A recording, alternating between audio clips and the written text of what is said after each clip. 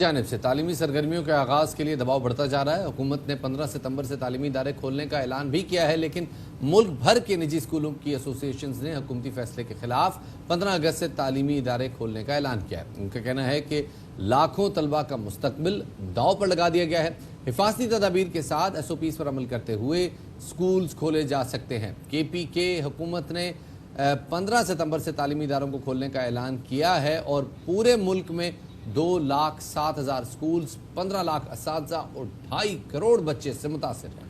Association का ये भी कहना है कि कोरोना वायरस से शदीद मुतासिर मुल्कों ने अपने अपने तालीमी इदारों को खोल दिया है, लेकिन यहाँ तालीमी इदारे अब तक बंद हैं। दूसरी जानिब वफाकी वजारत तालीम ने मैट्रिक के हज़ारों बच्चों का मुस्तकबिल दाव पर लगा दिया है। पहले इम्तिहान ना लेने का ऐलान किया गया था, लेकिन अब सप्ली वाले बच्चों को दोबारा इम्तिहान लेने का फैसला किया गया है। सैकड़ों बच्चों ने इम्तियाजी तालीमी पॉलिसी के खिलाफ बोर्ड में दरखास्तें भी दायर की हैं और ये मामला जो है काफ़ी ज़्यादा संगीन होता जा रहा है शफात, क्योंकि बहुत सारे बच्चे, मतलब जब हमने जो 9वीं जमात के जो तालिब इल्म थे, हमने 9वीं के बोर्ड के एग्ज़ाम्स लिए और हमने उनको प्रमोट कर दिया आगे। फिर जो 10वीं जमात के तालिब इल्म थे, फिर हमने उनको आगे, जो उनकी 9वीं जमात की कारकर्दगी है उनको देखते हुए उनको आगे नंबर दिए, प्रमोट कर दिया आगे। तो अब एक तो एडमिशन में मसला होगा, दूसरा शफात ये कि जो सप्ली वाले बच्चे वो अब कहाँ जाएं? जी जनाब, और उनके लिए स्पेशल एग्ज़ाम अरेंज कैसे होगा, इस हवाले से बात करने के लिए हमारे साथ हमारे शफकत महमूद साहब वफाकी वज़ीर तालीम अब से कुछ देर में मौजूद होंगे। हम कोशिश करते हैं हमारा रब्ता उनसे हो जाए और जैसे ही हमारा उनसे रब्ता होता है हम इस हवाले से ज़रा उनसे भी पॉलिसी लाइन लेते हैं कि क्या होने जा रहा है, बच्चों का मुस्तकबिल का क्या होगा, और ख़ास तौर पर कॉलेज एडमिशन आने वाले हैं मदिया, और कॉलेज एडमिशन का टाइम आ गया है। लेकिन अब वो जो सप्लीमेंट्री के जो बच्चे हैं वो क्या करेंगे? जो बच्चों को ऑलरेडी जिनके नताइज आ चुके हैं उनका कॉलेज एडमिशन होगा, कैसे डिसाइड होगा, ये पॉलिसीज अभी आना बाकी हैं। तो बिल्कुल जी, हम कोशिश करें कि वफाकी वज़ीर तालीम शफकत महमूद साहब हमारे साथ आज जो उन्होंने हमें ज्वाइन भी किया। अस्सलाम वालेकुम शफकत साहब, बहुत शुक्रिया आपका कि आपने हमें वक्त दिया। शफकत साहब बताइएगा कि मुल्क भर में स्कूलों की जानिब से अब 15 अगस्त से तालीमी सरगर्मियाँ शुरू करने का ऐलान किया गया है। आप क्या समझते हैं कि क्या हुकूमत अपने फैसले पर नजरसानी करेगी, क्योंकि हुकूमत ने कहा था कि हम सितंबर से स्कूल खोलेंगे?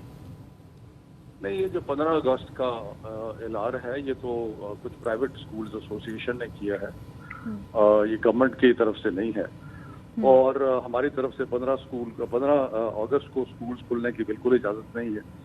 और जो वैसे हमने उनको इजाज़त दी है कि अपने एडमिनिस्ट्रेटिव स्टाफ और अपने टीचर्स वगैरह को बुला लें और SOPs की प्रैक्टिस करें और स्कूल्स की तैयारी करें कि अगर हमने 15 सितंबर को बच्चे आए तो उससे पहले जो भी प्रिलिमिनरी काम करना है वो करें।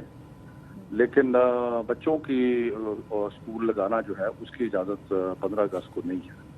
अच्छा, अब सर क्या आपको लग रहा है कि जो 15 सितंबर की भी जो डेट दी गई है ये भी टेंटेटिव डेट है और इंतज़ार किया जा रहा है कि खुदा न खासा अगर कोरोना की दोबारा एक लहर आती है तो क्या इस डेट को आगे भी किया जा सकता है, या हर सूरत 15 सितंबर में स्कूल खुल जाएंगे? नहीं, हर सूरत तो कोई चीज़ नहीं होती। हम हालात का जायज़ा लेंगे, देखेंगे कि बीमारी की क्या ट्रेंड है, ये देखेंगे कि क्या सेफ है या नहीं है। देखिए, अवलीन चीज़ जो है वो बच्चों की सेहत है, उसके बाद उनकी तालीम है। तो सेहत का ख्याल रख के हमने तालीम देनी है। तो उसके लिए बहुत ज़रूरी है कि हम साथ साथ, अभी देखें ईद की छुट्टियां आ रही हैं, पिछली ईद के बाद एक स्पाइक आई थी, यानी कि बढ़ गए थे नंबर जो इन्फेक्शन के थे। तो इसलिए उसको भी देखना है। उसके बाद नंबर मुहर्रम आ रहा है, उसमें भी मजालिस भी होंगी और ताज़ियाने भी होंगे। तो उसके लिए सारी चीज़ें को देख के तो इसलिए 15 सितंबर की डेट दी है, ताकि हम सारी चीज़ों को देख के और फिर हम इंशाल्लाह फर्स्ट वीक ऑफ सितंबर में ये हतमी फैसला करेंगे। लेकिन उससे पहले हम चाहते हैं कि स्कूलों के एडमिनिस्ट्रेटर जो हैं या जो टीचर हैं वो जाके कोई SOPs बनाएं, किस तरह बच्चों को लाएंगे, किस तरह उनकी सोशल डिस्टेंसिंग होगी, जो मास्क है वो कंपल्सरी होगा। ये सारी चीज़ें जो हैं इनकी तैयारी करनी भी ज़रूरी है। सही। अच्छा शफकत साहब, ये बात भी कहिएगा, जैसे 9वीं जमात के तालिब इल्मों को बगैर पर्चे के हमने 10वीं जमात में प्रमोट कर दिया, 10वीं जमात का भी ऐसा ही हुआ कि उनके पुराने साल की कारकर्दगी को देखते हुए फिर उनके जो नंबर्स हैं उनको किया गया कि किस तरह से उनको एवेल्यूएट किए गए नंबर्स। अब लेकिन जो सप्ली वाले जो बच्चे हैं वो अब काफ़ी ज़्यादा परेशान है कि वो अपने सप्ली के पेपर्स देने के लिए क्या आ जाएँ, तो इस हवाले से कोई हिकमत अमली प्लीज़ वज़ा कर दीजिए।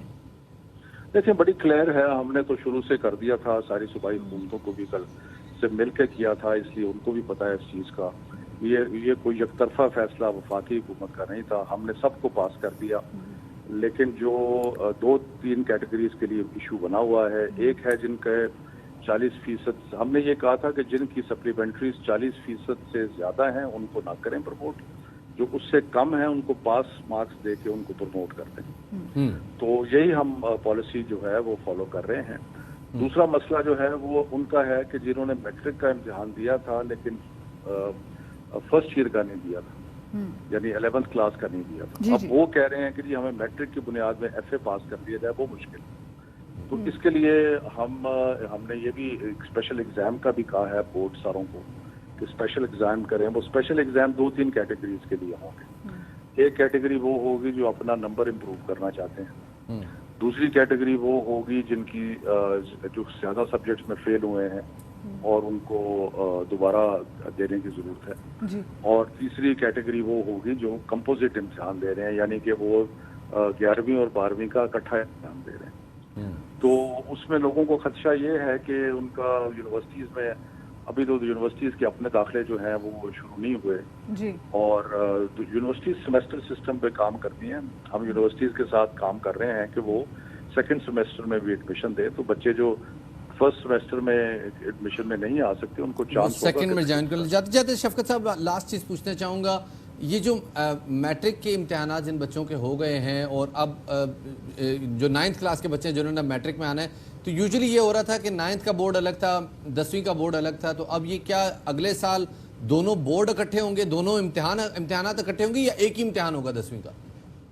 नहीं, देखें हमने तो जो 9th में जिन्होंने एग्जाम नहीं दिया था उनको हमने 10th में प्रमोट कर दिया है, लेकिन 10th का एग्जाम तो होगा ना।